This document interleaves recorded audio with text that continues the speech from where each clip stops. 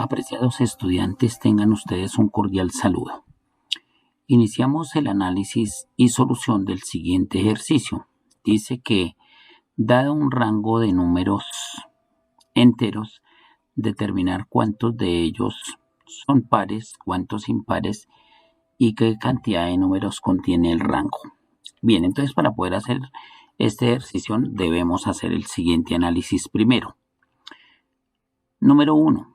No puede ser que el número menor o inferior del rango sea igual o mayor al número mayor o superior del rango. Es decir, que el número más pequeño debe siempre mantener esta condición.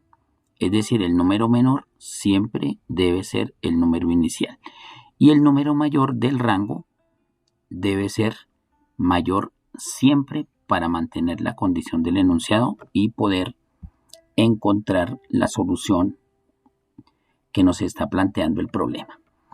En segundo lugar, las variables que vamos a utilizar son las siguientes. El nombre de la variable, entonces, para el número inferior del rango vamos a tomar la variable p. Para el número superior o mayor del rango vamos a tomar la variable q. El contador para números pares va a ser contador p, la p en mayúscula y la c en mayúscula. El contador para números impares va a llamarse contador I mayúscula y de impares. Entonces la C va a ser mayúscula y la I de impares también va a ser mayúscula. El total de números en el rango pues se va a llamar total con la letra T inicial mayúscula y el número que va siendo evaluado como par o como impar dentro del rango pues se va a llamar I. Y el ciclo que vamos a utilizar para analizar este ejercicio va a ser el ciclo para. Se deben incluir los números inicial y final para ser evaluados dentro del rango. Es decir, que si nosotros tomamos el valor de la variable p, ese valor inicial de p va a ser evaluado y va a ser contado para efectos de tener la solución del ejercicio. Igual va a suceder con el número que asignemos a la variable q. Ese número va a ser evaluado y va a ser tenido en cuenta para ser clasificado como impar, como par y va a ser tenido en cuenta para contarlo dentro del rango. Cuando nosotros tengamos un rango debemos aclarar si los extremos del rango, tanto el inferior como el superior, van a ser tenidos en cuenta porque eso altera la respuesta. En este caso, entonces, debemos aclarar que efectivamente el número inferior y el número superior van a ser tenidos en cuenta, se van a contar y se van a clasificar. Es decir, que los dos valores van a ser tenidos en cuenta y por esa razón los hemos colocado dentro del paréntesis rectangular que aparece aquí, que aquí lo voy a resaltar, que los dos números van a ser tenidos en cuenta para efectos del análisis y la solución del problema. Y vamos a utilizar el ciclo para efectos del análisis de este ejercicio. Entonces, el ciclo para y lo vamos a resolver en DFD. ¿Qué más necesitamos? Ya pues necesitamos es el software, tener claridad de que los dos números que ingresemos sean diferentes. Tampoco pueden ser iguales los dos números que ingresemos como rango inferior y rango superior. Los números deben ser uno menor y el otro mayor. No pueden ser tampoco iguales. En caso de que sean iguales o que el primer número resulte ser mayor que el segundo, debe generar el programa un error para que el ejercicio nos quede perfectamente solucionado. ¿Cómo lo ejecutamos y cómo lo analizamos entonces en DFD? Entonces comenzamos diciendo lo siguiente. Para efectos entonces definimos nuestro contador de números impares, como ya lo dijimos al comienzo. Contador y de números impares lo iniciamos en 0. El contador de los números pares lo iniciamos también en 0. Nuestras variables se van a llamar contador P para los pares y contador I para los números impares y la variable se inicia en cada uno de los casos para los números pares y para los números impares en 0.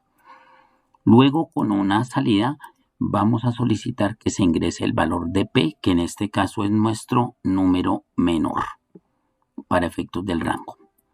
Y almacenamos o leemos la variable P. Luego, en otra salida, entonces ingresamos el valor de Q, que será el número superior o el segundo valor, y será leído a través del objeto de lectura que nos ofrece el programa DFD como Q.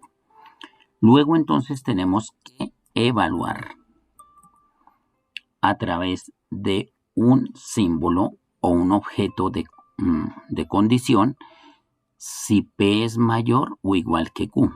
Lo dije antes, no puede ser que P sea mayor o igual que Q porque P necesariamente es el número inferior y Q es el número mayor. Si P es menor que Q, se cumpliría la condición que nos da el enunciado. Y si no, hay un error y por esa razón evaluamos. Aquí estamos evaluando y decimos que en caso de que esa condición de que P sea mayor o igual que Q, es decir, que yo haya ingresado que el valor de P sea igual o sea mayor que el valor que yo voy a almacenar en la variable Q, ahí hay un error y por esa razón aquí en el lado derecho, por el lado de la respuesta sí, se genera el error y dice error, ha ingresado un rango equivocado. ¿Por qué? Porque los dos números son iguales o P resulta ser mayor que Q. Se genera un error y el programa termina. Aquí lo voy a mostrar. Finaliza por el lado derecho de esa manera. En caso de que se cumpla la condición y que efectivamente yo ingrese los valores correctos, que P sea menor que Q, entonces definimos nuestro ciclo para. Entonces decimos, el número que ingresamos, que se va a llamar inicialmente I, va a ir desde P hasta Q. Ese es el rango que estamos utilizando o las variables que nos está determinando el rango, P y Q. Y los vamos a incrementar de uno en uno hasta que se termine el rango que yo he elegido, que va entre P y Q.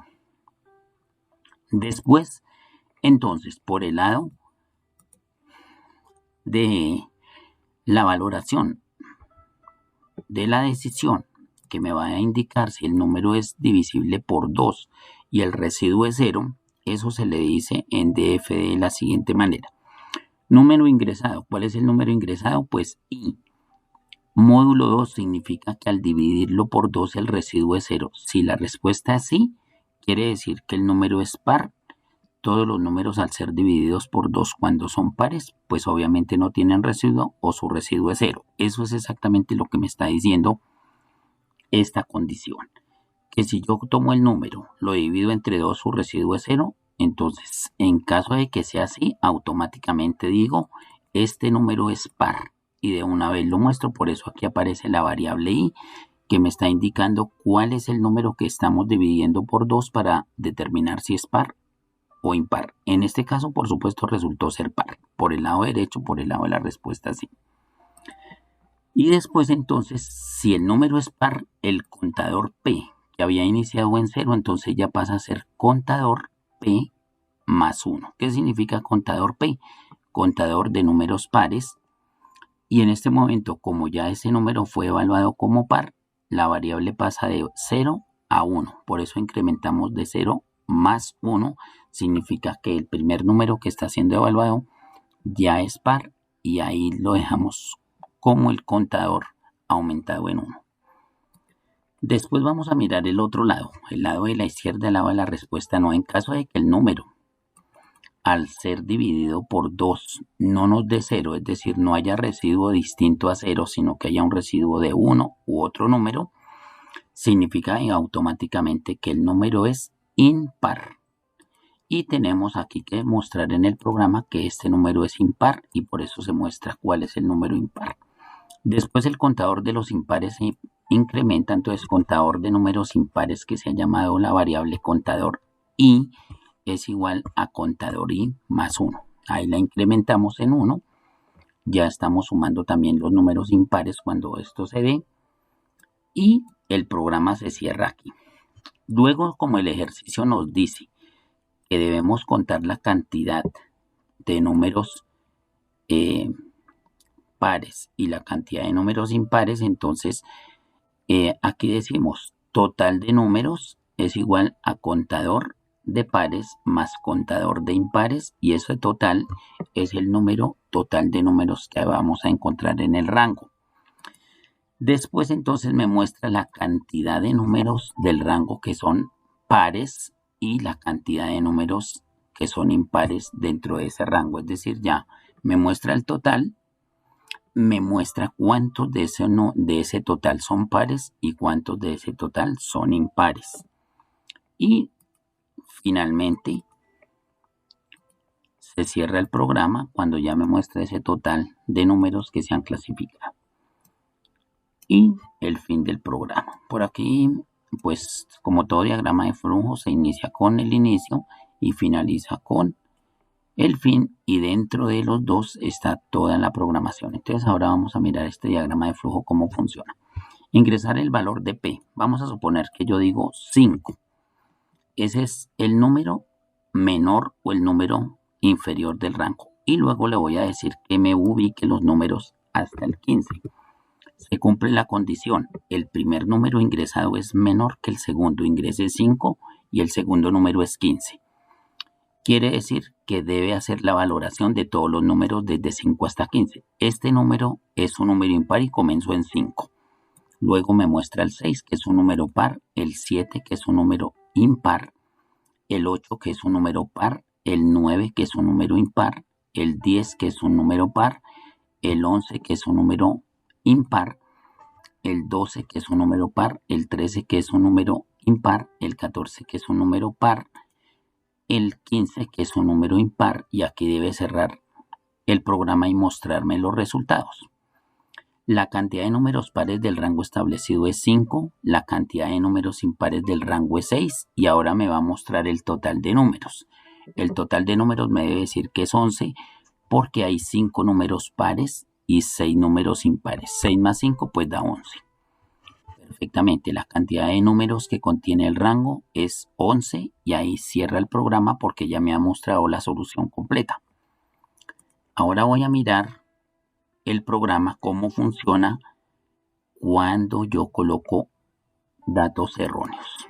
Voy a decir que mi primer número es 8 y voy a decir que mi segundo número es 3.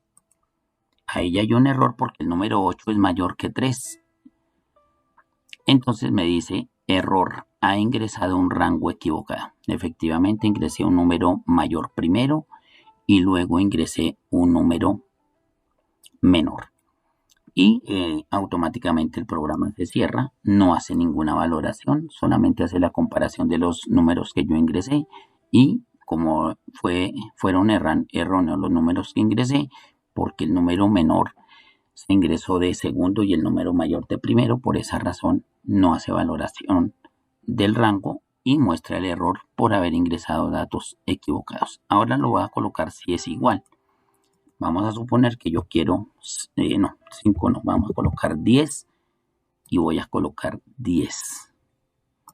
10 con 10. Ahí debe haber otro error. Error, ha ingresado un rango equivocado, está perfecto. Ahora voy a mirar un nuevo ejemplo, desde 1 hasta 20. Vamos a decirle que me haga la valoración de 1 hasta 20. Aquí me muestra el número 1, me lo evalúa como número impar, el número 2 es par, el número 3 impar, el 4 par, el 5 impar, el 6 par, el 7 impar, el 8 par, el 9 impar, el 10 par, el 11 impar, el 12 par, el 13 impar, el 14 par, el 15 impar, el 16 par, el 17 impar, el 18 par, el 19 impar y el 20 par. Y ahí me muestra la cantidad de números pares del rango establecidos es 10, la cantidad de números impares del rango es 10 y el total de números pues será 20 porque 10 más 10 es 20. Efectivamente me muestra la cantidad total de números como 20. Y termina la ejecución del programa. Entonces tener en cuenta, iniciando el programa defino el contador de los números impares en 0, el contador de los números pares en 0, Después ingreso el primer valor o el límite inferior del rango, en este caso yo lo llamé P. Luego ingreso el valor de la segunda variable o límite superior del rango, que en este caso yo lo llamé Q. Se lee Q. Luego me hace la comparación de P con Q para cumplir la condición de que el primer número sea el número menor y el segundo sea el mayor para que esté perfecto el ingreso de las variables para comenzar a hacer la valoración del rango. En caso de que la condición no se cumpla, hay un error y al haber error, pues el programa termina y me muestra que hay un error al ingresar los números que van a ser parte del límite inferior y del límite superior. Hay un error, lo muestra y el programa se ejecuta y termina. Luego, si la respuesta es positiva, es decir, si los números ingresados corresponden al primero como límite inferior y al segundo como límite superior, entonces inmediato inicia el ciclo para donde inicia la variable i, que es la que me va a mostrar o almacenar el número que va a ser evaluado, el rango inferior, el rango superior. Lo iniciamos con los nombres de las variables. En este caso, P es el rango inferior el rango inferior no, el número inferior del rango y Q es el número superior del rango. Y el 1 es porque se va incrementando de 1 en 1. Luego entonces hacemos la valoración si el número va a ser par o impar. Entonces dividimos por 2. Si el residuo es 0, pues